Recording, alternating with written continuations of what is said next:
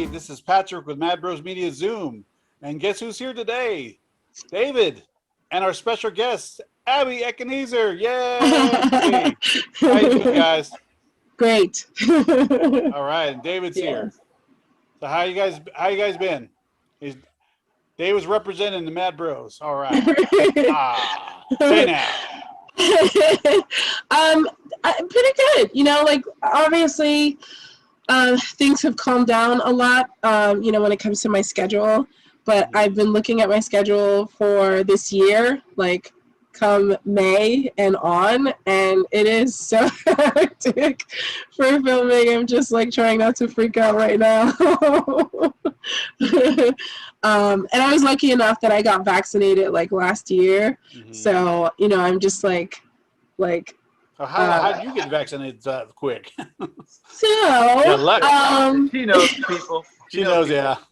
No, it was, you know what, honestly, like I was talking to you before about my friend Nicole, who wrote Wretch. Like she had COVID, and I also lost like 2 family members to COVID. And so, you know, I saw that they were doing the trial test. They were looking for people, and I mean, I'm the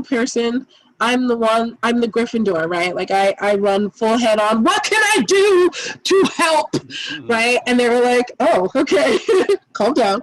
But, you know, we can put you in our test trials, right? And so everyone, it's going to be half-half. Some people are going to get the placebo. Some people are going to get the actual vaccine.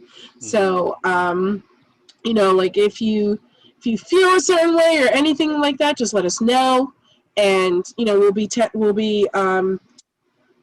tracking you, you know, every single week. We'll call in. We'll even have you come in, and we'll you know, COVID test you, like PCR tests, like the, you know, brain, total recall, pulling brain tube through the nose.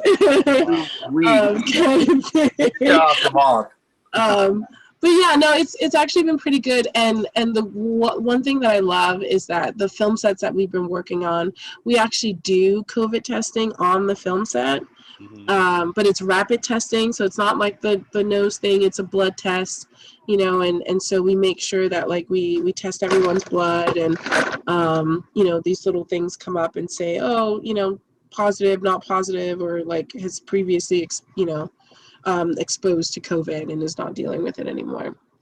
And it's made filming a lot easier, mainly because of the fact that so many people were worried about the extra costs, right? How much more money it was going to be, because makeup artists, right? They have to charge at least an additional $500 to $600 on their makeup kits, because they have to buy more, because they have to use separate so many separate like brushes and like containers for each and every single person that they're doing makeup for, right?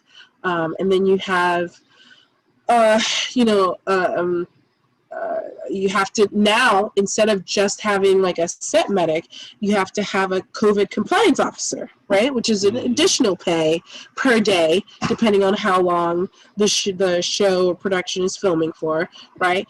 And you have to make sure that you're helping to supply them, you know, with their kits too, because they have to get masks, sanitizer, antibacterial stuff. And then, you know, if you're lucky and your set medic is your COVID supervisor, they have to be there before everyone, and then they have to leave after everyone, because they're the ones making sure that the set is sanitized and all of that. So they end up going into overtime way more than anybody else is. And now they're actually starting to unionize them so that they will get paid more money. IATSE is trying to unionize them because, you know, they're the ones frontline battle, you know, every single time. They're the ones, everyone meets them first, and they're tested with everyone, and they are, have you ever been exposed with, you know, have you recently been exposed to COVID? Do you know anyone or come in contact with anyone who's exposed to COVID? You know, like all of those questions. They're the ones that have to, you know, do the temperature checks and all of that. And they have to take, you know, the safety certifications and everything too, just to stay up to date. So, yeah, I mean, it was scary because, you know, we're trying to film something this year. It was supposed to be last year. Obviously, that didn't happen. Yeah. But, you know, we thought we were going to have to add another $100,000 to our budget just because of COVID only. Like, just because of COVID and materials and all of that other stuff. And obviously we didn't know what was going on. And, you know, I wasn't able to get in touch with this business that I'm in touch with now, who supplies us with our COVID tests, like our little antigen COVID tests. They didn't exist then. So we had no idea, like, if it was gonna be expensive or not. Mind you, like I said, I found this company, this pharmaceutical company, who literally makes COVID tests. They're $35 each. You can order a minimum of 25, depending on how big your set is.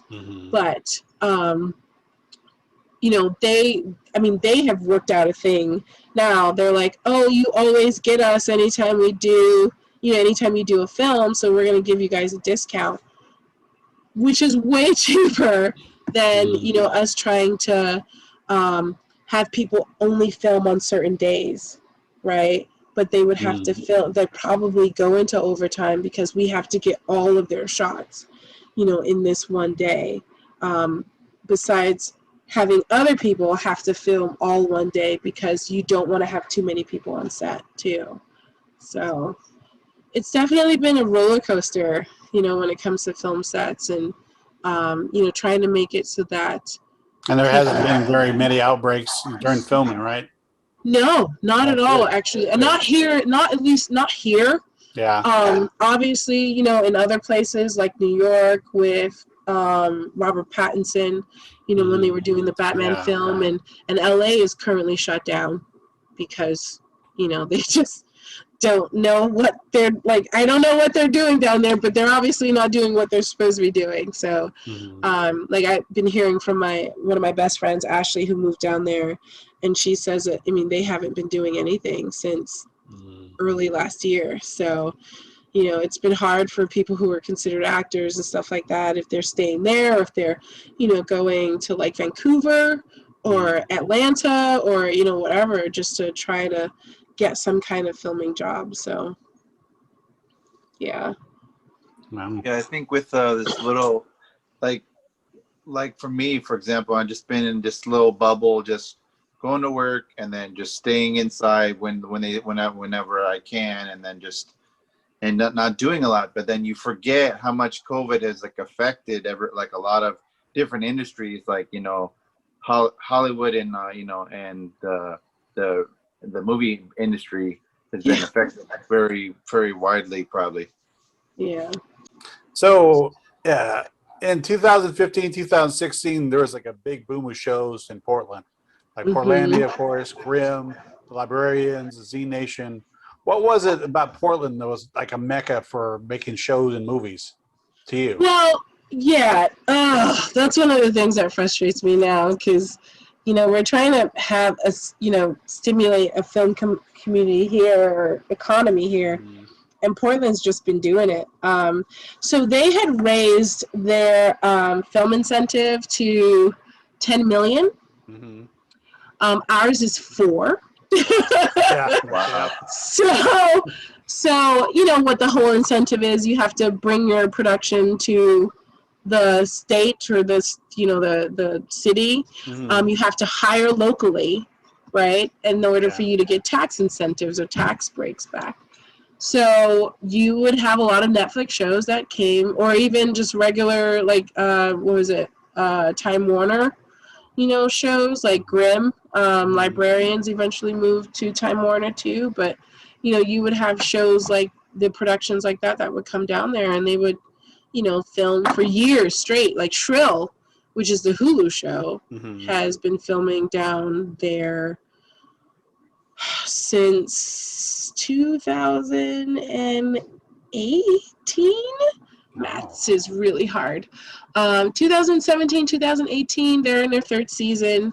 Unfortunately, this is going to be their last season, right? Because COVID has made real hard. I just read about that this recently.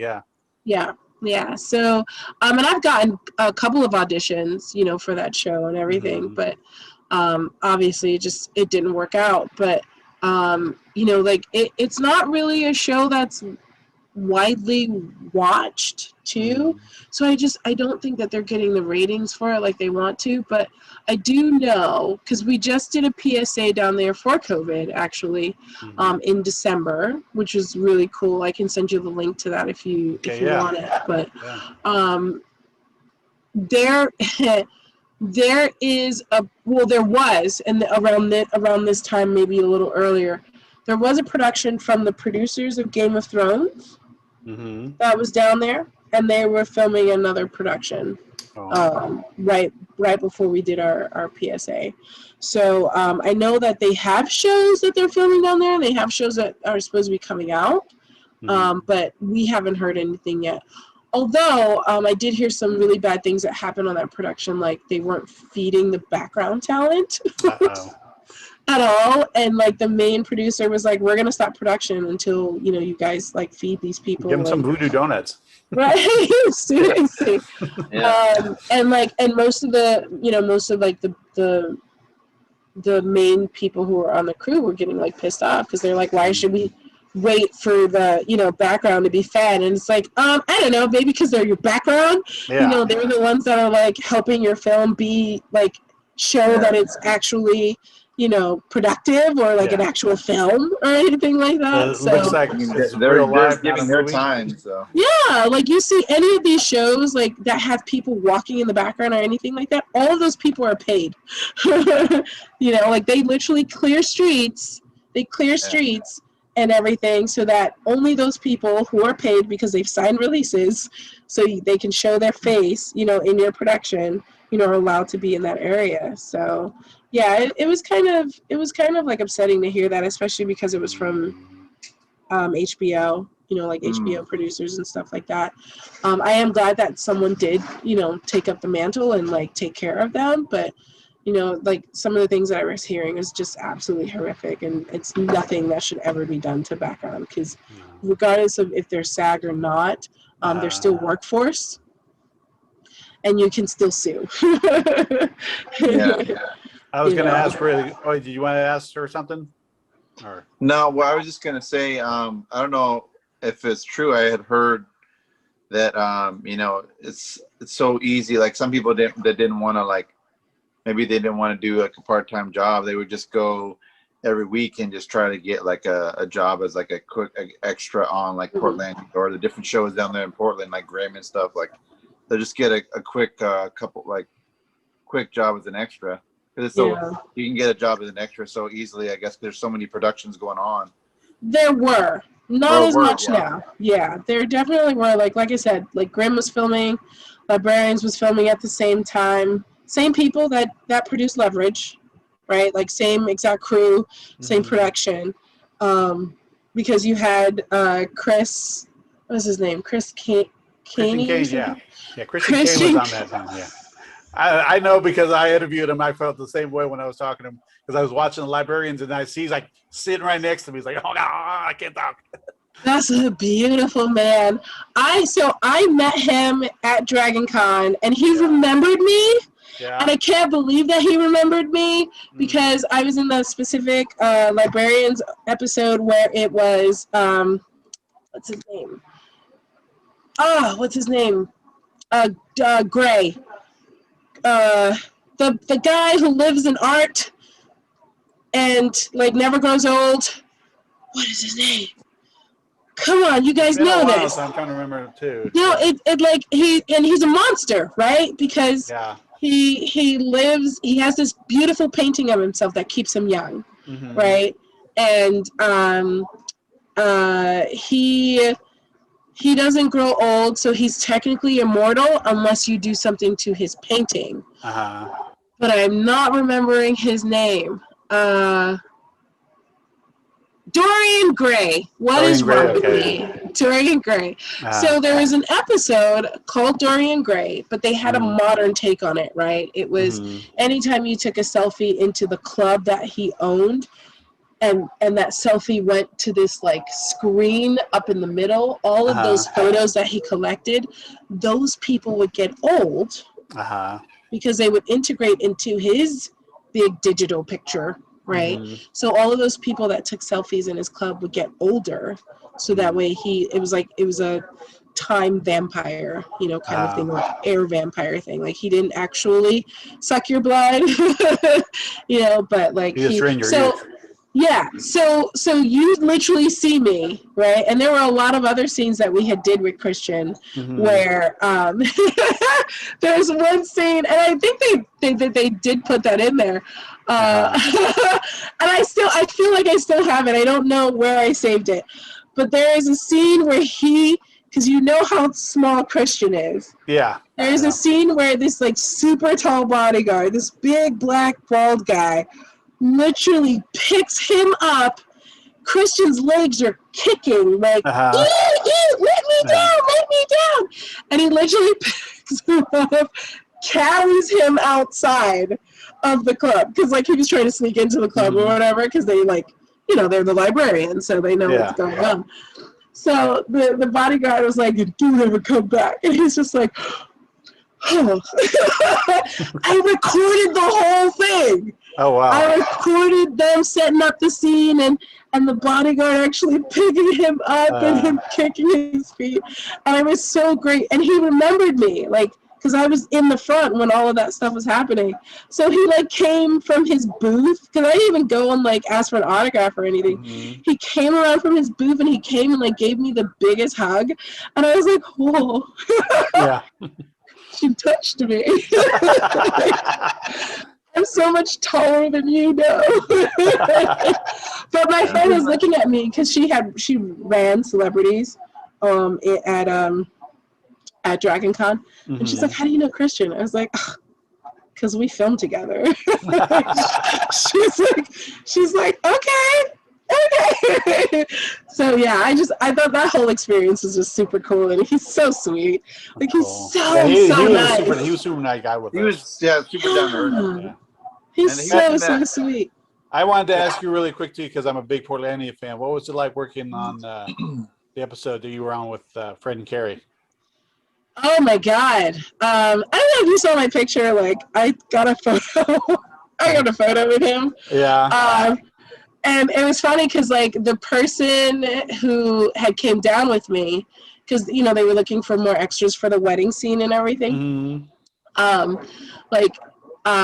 She's like, "Do you think I should like get a photo with him?" And I was like, "Yeah, go ahead." Like, I mean, if they're letting people to like do selfies and stuff like that, then totally do it.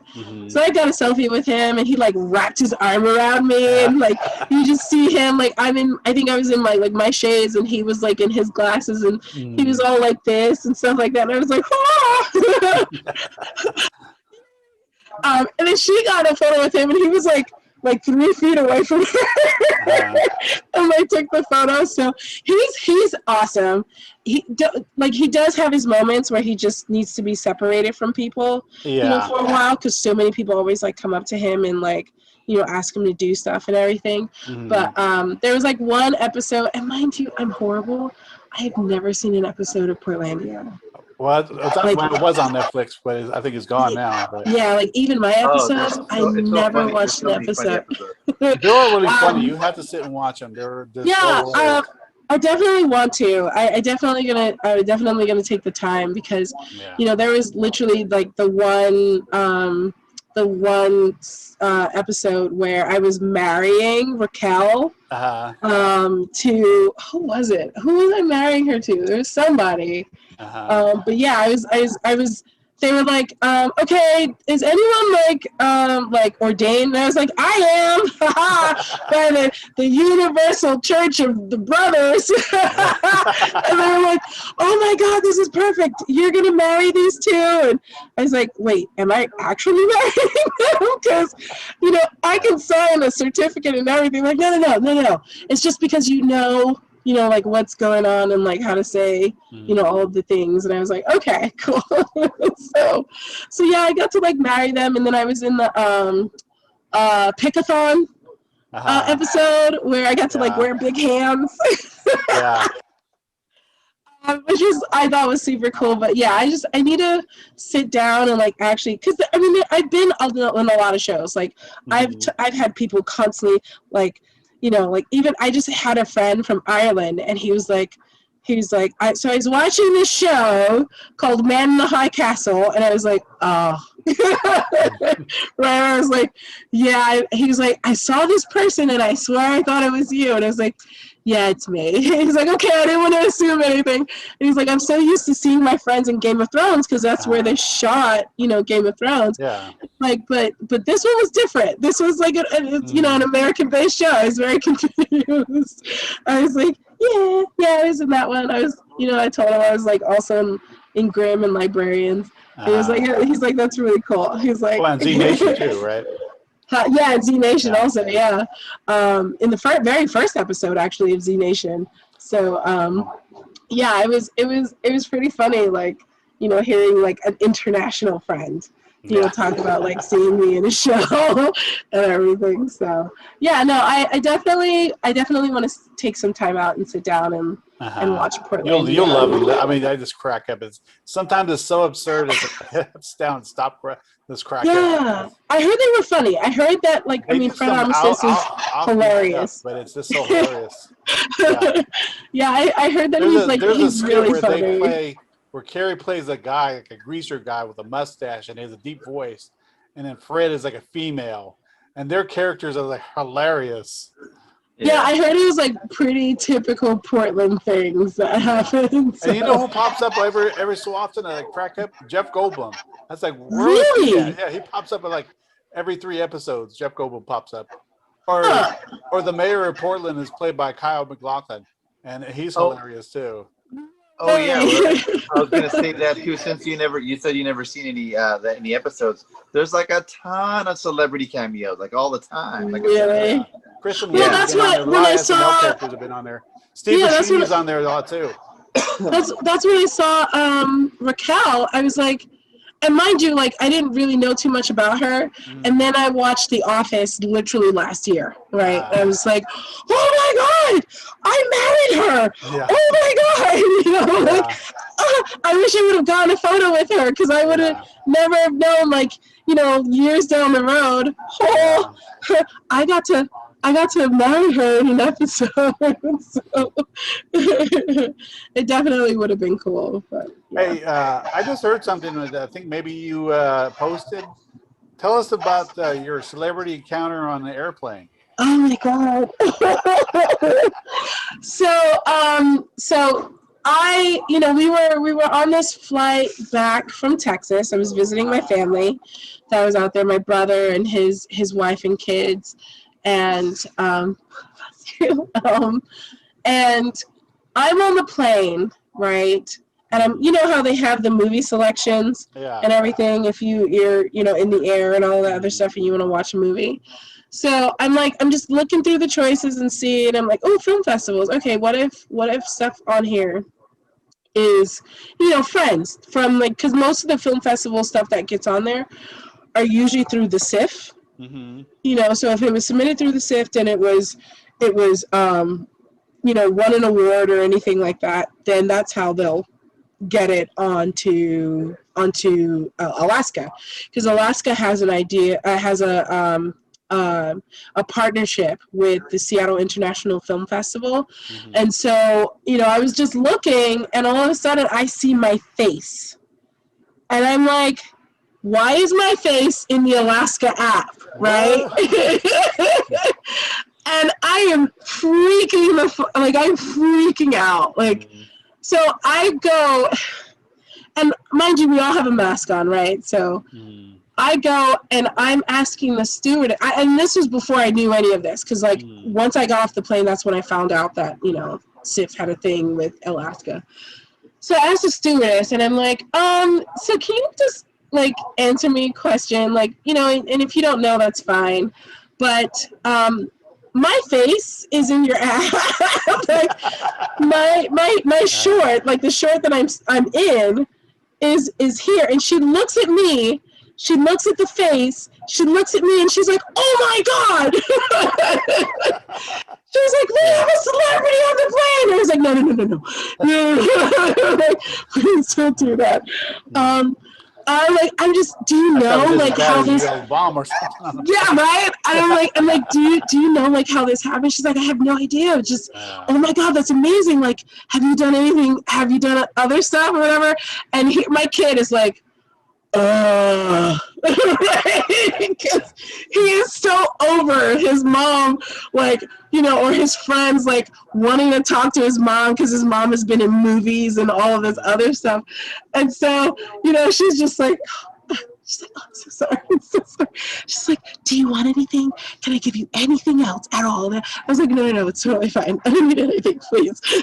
It's just like pretend this never happened, But it was just like everyone like started looking around, and I was like, ah! and I have a hoodie on, right? Like I'm just like I feel like I'm like the Unabomber or something because I'm like trying to hide my face and everything. But it was so crazy because like I had no idea, like I didn't know. That we were going to be on the Alaska app. I had no idea. Mind you, I watched it. I watched it again because, for the support. Just to see how it looks on the plane. How it looks on my cell phone, right? Yeah. But it was so crazy because it was just, I'm watching it and the stewardess is coming by and she's like, oh! Stop! So I take it your son doesn't want to follow in his mom's footsteps. No, oh God, no. He is a behind the camera kind of person, or not even behind the camera, just as far away from his mom as possible. Well, speaking of behind the camera, you just directed a movie. So why don't you tell us about that? How do you know these things? You told me, or you posted it somewhere. Research. Yeah, holy crap. So I just got a chance to direct a film.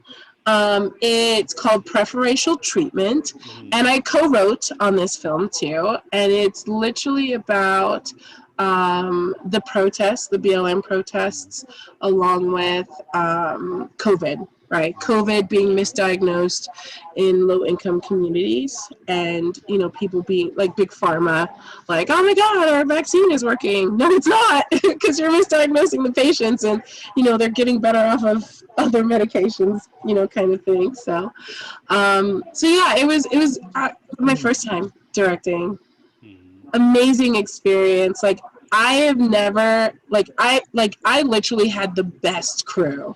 Like. Wow, yeah. If I could pick them, like if I could do any other films, I would always pick these same people just because they were just absolutely phenomenal, and all the mental anguish, that I had to deal with, because there were some issues that we had. Not on there's set. Always issues, yeah, of course. Yeah, there were issues that we had behind the scenes, but we had the best people, and my assistant director, Trina Griffin, is a freaking lifesaver.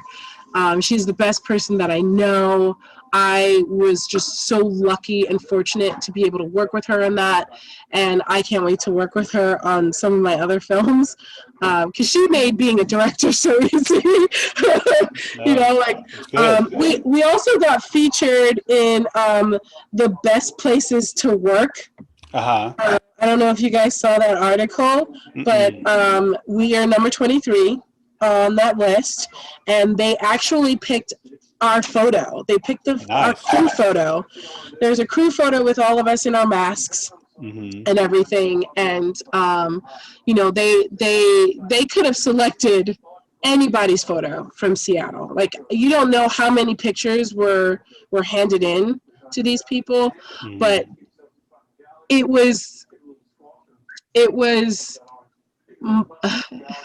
emotional. It was very emotional that they decided to pick ours. And the crazy thing is, I didn't even know about it until Ben Andrews, because I work with the Seattle Film Summit also. Ben Andrews is like, so, Abie, your face. I was like, uh-oh, what happened? What did my face do? Like, not again. I just had to deal with this on an airline. What's going on? So yeah, they were like, best practices, your face is on here. Submit, directed by Abie Ekenezar. And I was like, oh, this is so good. Right? So I was just like so like happy and excited that my first time being in charge of a production, that was what was featured in this magazine. And they picked, so many other places like celebrities, right? Like, Nevada is a new up and coming place right now. LA was not number one though. So I was just like, what? Probably because they're not doing anything really major right now. Right, exactly. So yeah, I was in shock. I was absolutely in shock, that they chose our photo, and I was just beyond excited because I don't know, I never thought I would ever be at this level, right? Well, we have to find that photo and post it all over. Yeah. Yeah, I can definitely send you guys the article. Yeah. I believe I still have it. I mean, even it's it's also on our my agency. It was like, oh my god, here's our talent, like being on a list of best practices, and I was like, yeah, that was all me. But yeah, no, it was definitely really cool, being a part of that film set. As my first time directing, I never ever, I mean, people have to understand directing is not easy. It's not. You have to do so much prep work before the actual production. Just making sure you know ahead of time what kind of shots you're going to get, and then making sure that you're fighting against daylight or you are fighting against dogs barking in the background so that sound is okay, especially based on the time limit that you have, making sure that you get every single shot that you can possibly get, before it's the end of the day. And there were some days that we had to stop early, because where we were filming, we actually used my house because it had a huge backyard, right? Like a massive backyard. And we wanted to have a scene where, because since everything was done in the backyard, we wanted to make sure that there was enough space for people to branch out, right? Have their own side conversations over here, while the parents were having their own side conversations on this side. So yeah, it was definitely cool, like getting the camera angles and like looking over the DP and like, oh my god, I love it. Oh, it's beautiful. I try to keep myself, because I'm the kind of person, like, if Did you get a physical beforehand, like a medical checkup? Yeah, I remember Kevin talking about that. Some of them, sometimes he has to go get checkup because of his health, but he always stresses out too. So he said I think Kevin Smith was saying that, like, every director, before they make a movie, they have to do a physical, because it's like, if something happens to them, it's for a liability for the production company. If something happens to them, then they have to have someone else come in and take over, right? Yeah. Well, that's what the AD is for, right? If the director can't do the work, the assistant director will step up and have to direct, and like I said, my AD, my AD, Trina, she's directed stuff before too, so she would have been great. She was actually teaching me, making sure that she's like, do you like this shot? Do you want to do another shot? And like, she would keep asking me, over and over again. And I was so, like I said, I was so fortunate to have her there. She was Mama Bear for all of us. Did she teach you about all the lenses too? No. My DP did, actually. Well, that's good. Because we had multiple Black Magics on set, just so we could get through more of the scenes and everything, right? So we had, they would talk about switching to the 80 and then, going to the 150, and all of a sudden I was just like, like, this is why I'll never be a DP. There's too many numbers to remember. But no, it was so cool, like, seeing the difference between the close-ups and the mid shots and the wides, because the great thing is that, like, with a Blackmagic, because it shoots in 6K, you can punch in still when you're in the editing process. You can still punch in, and it doesn't degrade the quality of the raw footage at all. It's absolutely awesome. Those are amazing cameras because I've used that before. Those were like we shot a panel. We shot a Q&A of John Cleese in 6K on the Blackmagic, and I cannot still load it on this computer, and it's got a lot of gig. I think because it's we so had to like literally transfer it to actually even look at it. Yeah, so high raw definition. footage is a lot. It takes And up a lot. Like you can see every little blemish, pimple, I on hate John that. Cleese's face. I hate that. Yeah, we told everyone, we're like, please show up makeup ready, because we're not going to have a MUA, and you don't want to look like shit, because these things will get every crevice. Everything. So, and it did. And I mean, the edited version that I have happening right now, because I've been reviewing the footage, you know, showing it, like having it all come together. I can give you guys a sneak peek if you want to check it out. Sure. But what editing suite are you using to cut the movie, by the way? Adobe. Okay, good. Yeah. Yeah, I always said Avid and Adobe or Adobe Premiere or Final Cut is the top 3 best ones. Yeah, I know. New one out there, but yeah. Yeah, I know my editor is using Adobe. Mm-hmm. I've heard amazing things about Final Cut, though. Mm-hmm. You know, and I think we're trying to see if we can bring them in for the Film Summit this year. I don't know if you guys saw, Film Summit is actually going to be a hybrid this year. Oh, really? So we're going to have it in person. I would love for you guys to come out, you know, be press and just, you know, check everything out. But Film Summit's going to be hybrid. It's going to be 1 day of actual people, and then the rest of the week it's going to be all virtual. Oh, wow. Give me a report on BritCon. Okay, so we are like in the process of still trying to figure out, but so BritCon is a British media, sci-fi, and fantasy convention that, you know, a bunch of us who were really upset at what happened with Anglicon and the people who ran Anglicon did, and we wanted to try and keep it going. So we're not like a derivative of Anglicon. We have nothing to do with Anglicon. We don't even want those people to show up at our event. But there's so many people that have this love of British media, right? Whether it's science fiction or whether it's fantasy. And we just want to be representative of that. You know, like people love Doctor Who still. People love The Expanse, right? Because I mean, most of that stuff is in Canada, where they shoot it, which is a colony of the UK. Yeah. So we dive in that world, right? Anything that we hold from the United Kingdom.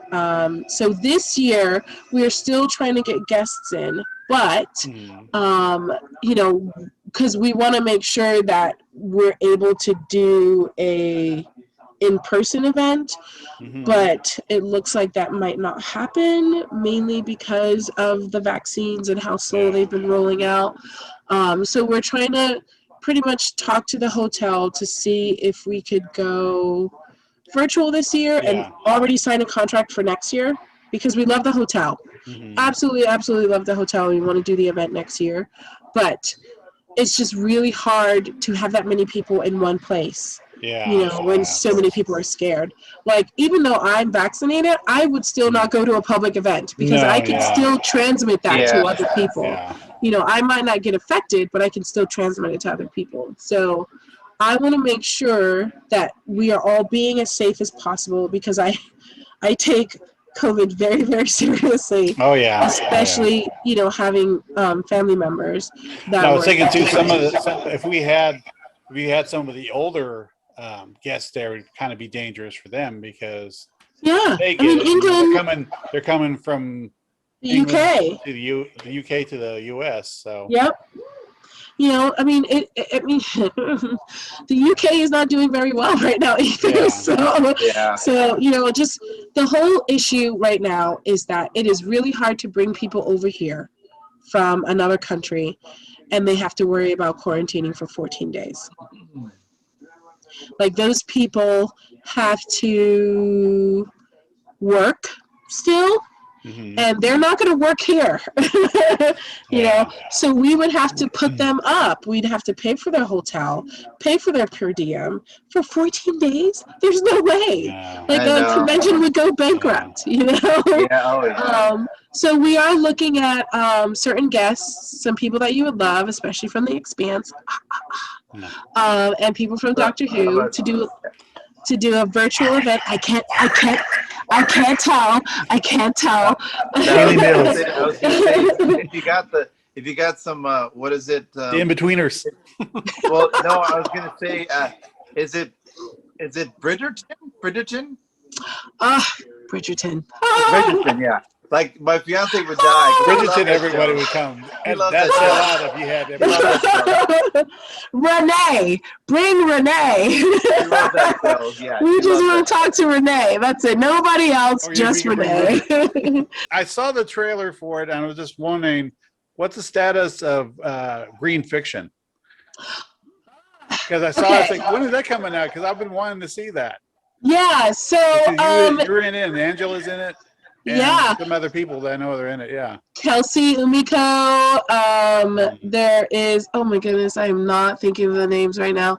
But yeah, I was actually just talking to Kelsey like a day ago because our Strowler show is filming in Hawaii, and they're trying to find a Hawaiian actress, which no one could seem to find, apparently. But it sucked because like I didn't get a chance to actually film with Angela. I knew she was involved, but I didn't get a chance to. And I had actually auditioned for her role. I auditioned for her role, and it was so funny because I'm really good friends with TJ, who's the writer, and he acted in it too. But I didn't get the role, but he was trying to find someone to play this other person, like Supreme Alpha and Supreme Beta, and I was Supreme Alpha. And he's like, "Hey, are you doing anything? Because like, I'm looking for an actress, and I can't, like we lost our last person, and do you mind doing this?" And I was like, "Yeah, sure, whatever." So then I get on set, and he's like, okay, so just, be calm, be cool, because Noel G is here. And I don't know if you know who Noel G is, but he was in Training Day. He was in just freaking that's the one that was on Bruce Almighty, right? The one that got the monkey out of his, I'm thinking who that is. I don't think that was him, maybe. I'm not sure. No G. Is he the Chicano guy? No. Yeah. He was the one. He was the one picking on Jim Carrey, and Jim Carrey made a monkey come out of his butt. Was it really? Okay. Yeah, I know who he is. I know who you're talking about. Yeah. Okay. Because he was going to be at a con. He was going to be at a con, and we were going to interview him, but he didn't show up. He ended up showing up. It was I think Galaxy Con. Oh, really? Because Galaxy Con is like completely virtual too. Yeah. Oh, not GalaxyCon, but Galacticon. That's Galacticon. Back when it was still here. Really? Yeah. He was going to be at Galacticon? Yeah, he was. Yeah. Wait, when was he at like Battlestar Galactica or anything like that? What's that? Sci-fi? So it was something he did with something he did with sci-fi, I guess. Oh, okay. So I was like, oh, okay. I don't know who this person is, but okay. And then I saw him, and I was like, oh my God, I do know who you are, right? And I'm not freaking out. I'm cool. I'm calm. I'm collected and all this other stuff. And so we're getting our makeup on, right? Because I was supposed to be this grayish looking thing with like black eyes, sclera eyes, and all that. And it was so funny because like the person that I was with, he never cosplayed before in his entire life.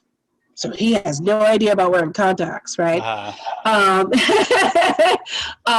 They had bought me this like really cool wardrobe and stuff, and it was just like, I was like, okay, I'll just pop these things in, right? Pop that thing in. So I like my eyes, and TJ's just like, holy shit, Abby, like you got those in so easy. That was so cool. I was like, cosplayer, hello. So he's like, oh, thanks. Like, can you help this brother get his in his eyeballs, man? Because he is over here crying like a bitch. I was like, okay, don't worry about it. I will ease it into him.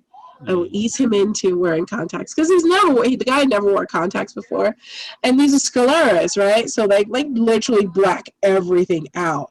So I think he was freaking out about the fact that he wouldn't be able to see, but you can see perfectly in them. They're not, too bad or anything. So it ended up coming down to a point because we were wasting like hours trying to get this in his eye that like they were just like, we'll just black it out of the film. I was like, seriously? Like, you guys could have just blacked my eyes out of the film. Yeah, did digitally. Right. But I ended up it ended up being a thing where so we got it in and I'm doing the scene, right? And I'm all like, you're lucky you didn't mess up this time, right? And then I just turn around and I walk away, and TJ's looking at me. He's like, "Oh shit!"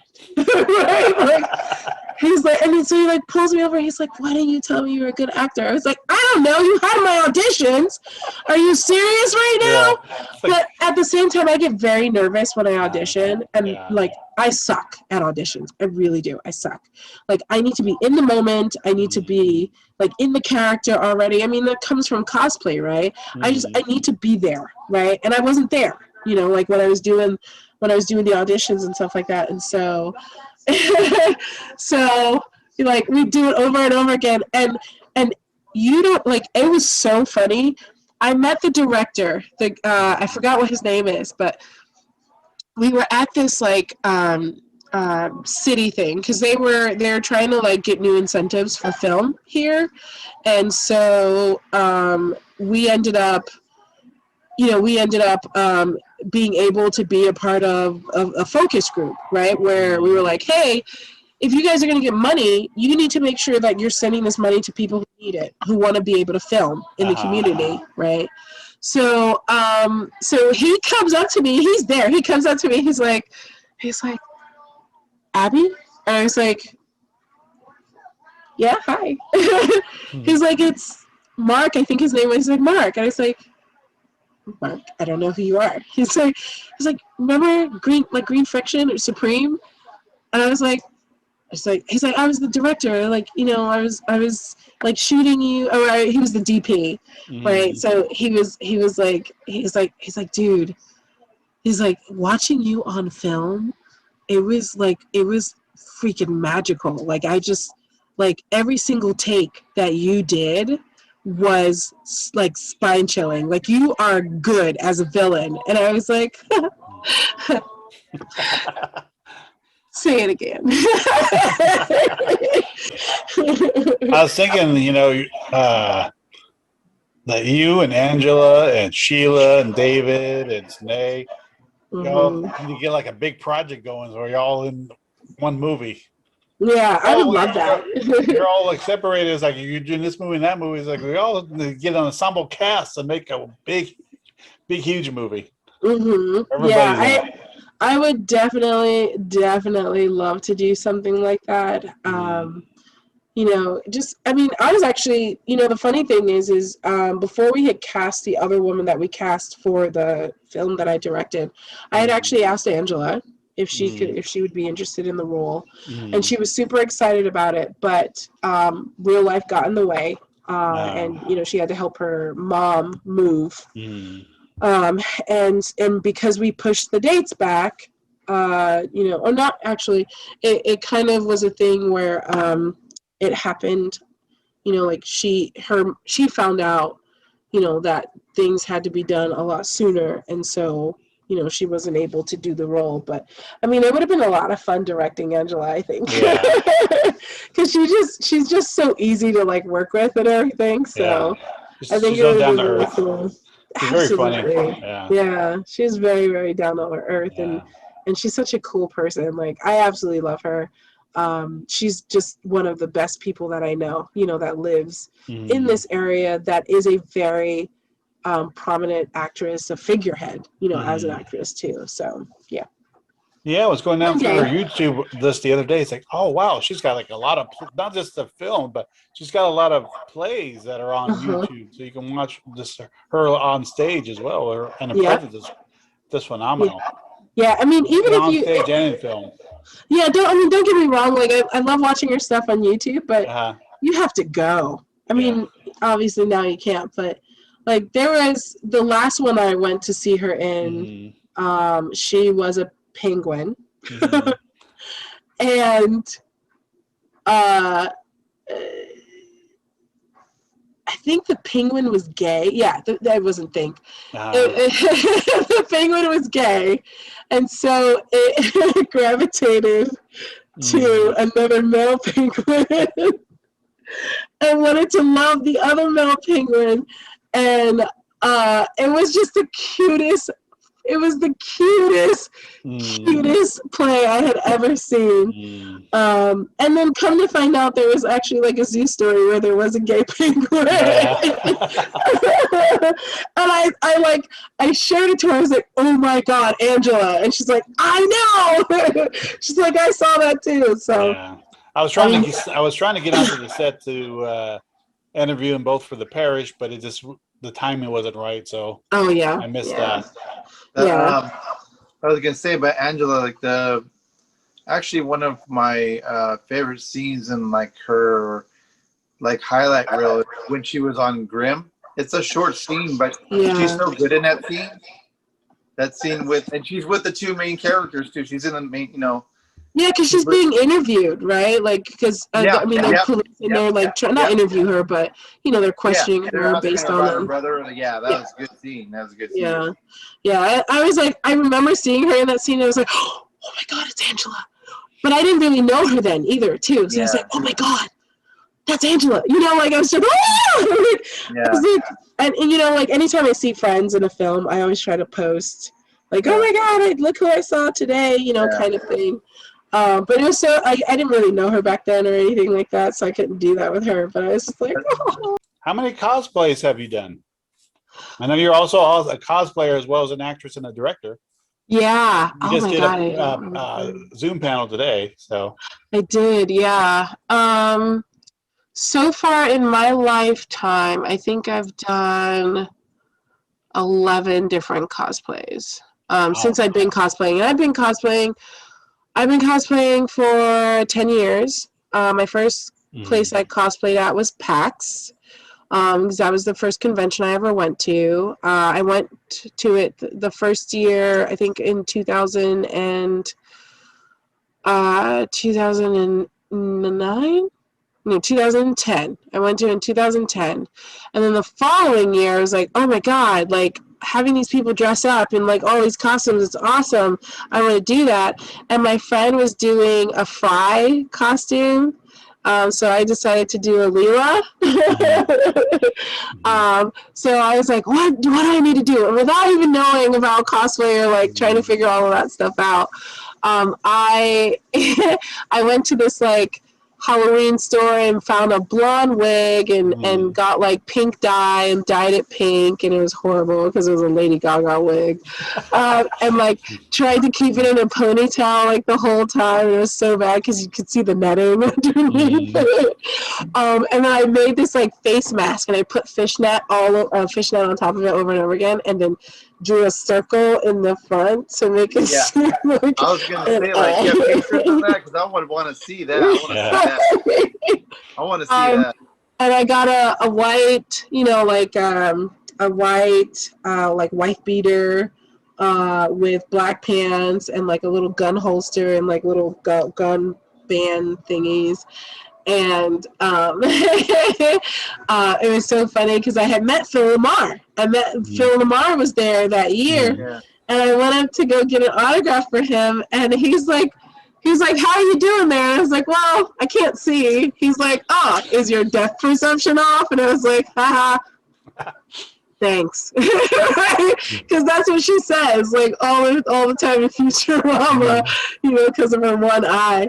So yeah, I thought it was pretty cool. But he thought it was cool because he's like, well, I've never seen a Black person like cosplay Leela before, so this is awesome. Thank you so much for this. And we had got a photo together and everything, and Cool.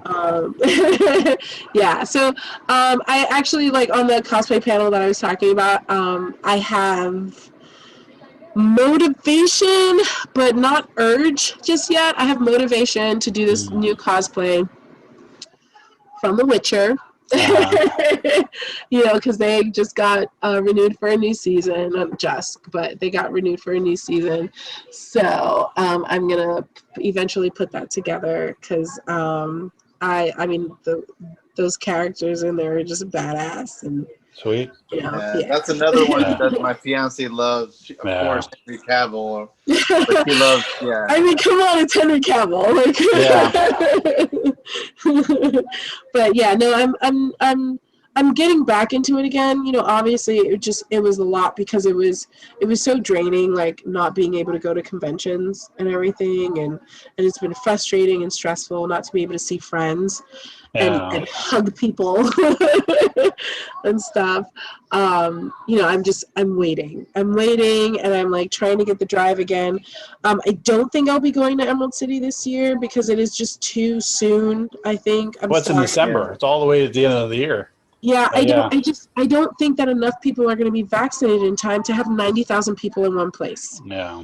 You know what I mean? Like Emerald City has up to 90,000 people. Oh yeah, that place is getting. Wow. I mean, the only thing I was disappointed last year is I don't know if we're ever going to meet Michael J. Fox now because oh that god, been the only time to meet him.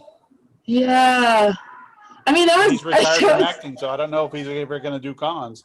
Well, now with COVID, I mean, I don't know if and Todd doesn't work there anymore. I don't know if you guys know. Todd was the celebrity coordinator, and he is the one that got the whole crew, Michael J. Fox and the rest of them, Back to the Future. And he was fired or laid off, just because of COVID.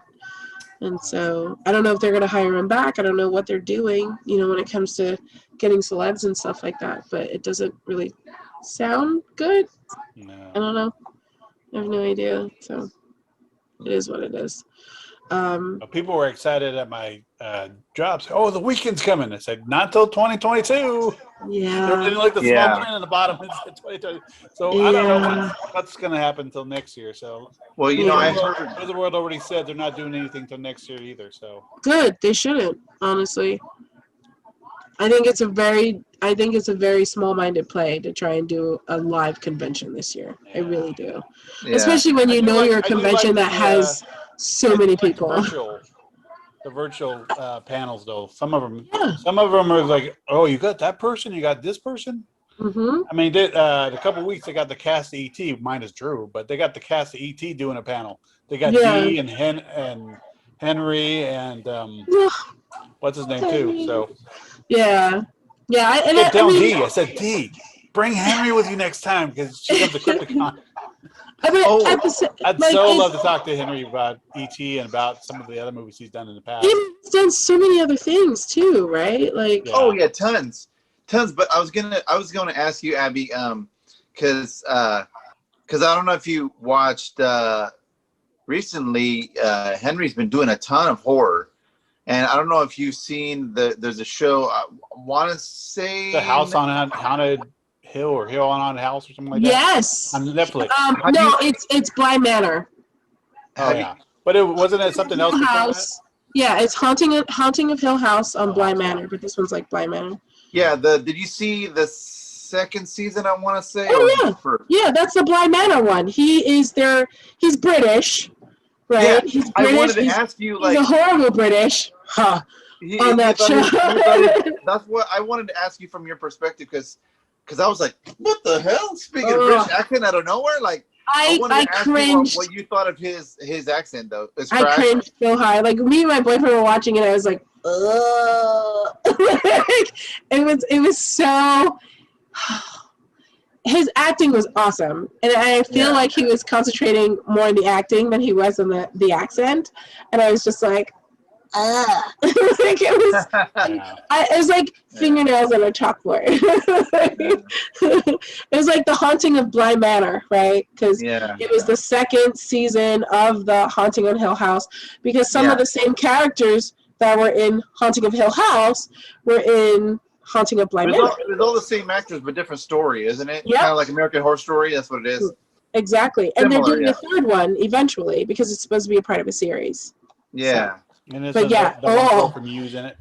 Yeah. And he's so old in it too. Like his face looks the same. It just looked like it got a ton of wrinkles and his hair was gray. Like, well, I think he's near 50. Yeah, E.T. was like an 81, I think. So. Yeah. And then Psycho, when he played Norman Bates as a 20-year-old. So. Yeah. It's just like. Yeah. But yeah, no. I mean, I loved his acting in it and the whole like double personality and everything that he was got. Like that guy, the one that smiled all the time. That was Henry. Oh my god! Like I was freaking out because his persona, his underlying really bad persona was just so good, and it was so creepy. It was like you're doing the smiling guy really good. So at least he hasn't lost his acting chops or anything like that. But I mean, that was great. I loved what he did in that. I really did. Yeah. Did you see the Xfinity commercial when he did the mini sequel to E.T. at Christmas time? Oh, yes. It was I so can be good, emotional too. I was I like, don't really, watch it. Sometimes I can't watch it. That I was see it. so cute. that was like perfect. That was like so perfect. They just missing Drew. They were just missing Drew. If they had Drew, it would have been good too. But it was really They good. didn't use any much CG. They used all the practical effects like they did in the original movie. Yeah, which I liked too. You know, because CGI is just. I mean, I get it. It's so much better to do practical effects though. Just in my opinion, you know, like the real. Well, like baby Grogu. Grogu is all practical effects too. Yeah. Oh yeah, he was. He was. He was a puppet. Yeah. Yeah, exactly.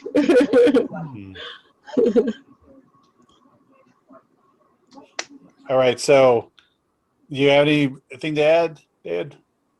I think we'll close for now because it's like we've been talking for like 2 hours. Oh my god, yeah. I mean, the cool thing is I've been working with the Zombie Orpheus guys more, and we've got a bunch of Journey Quest stuff that's supposed to be filming this year, and Straller stuff, you know, that I've been working on. I'm working on 2 treatments with them, one in Africa and another one in Australia.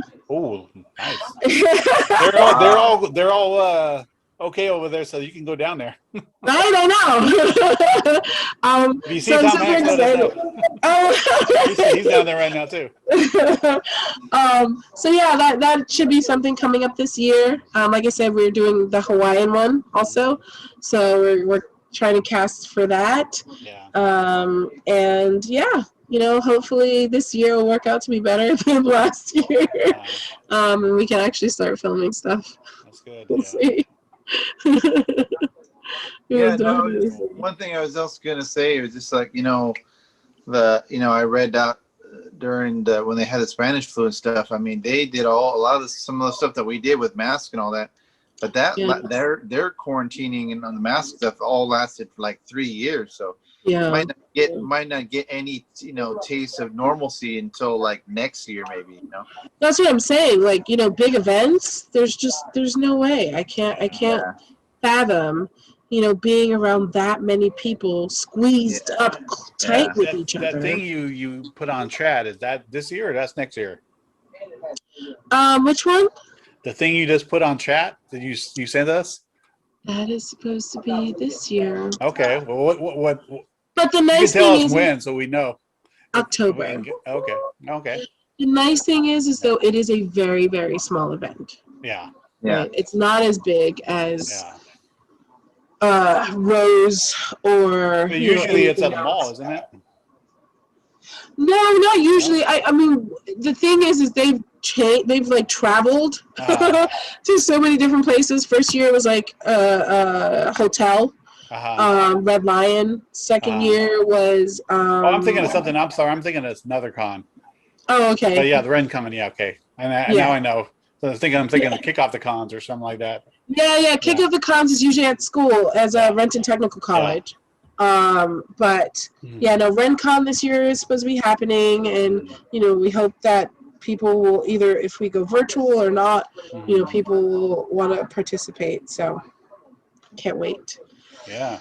Can't wait till the summer is over and we can get some sense of normalcy coming back again. Yeah. We'll see. Yeah.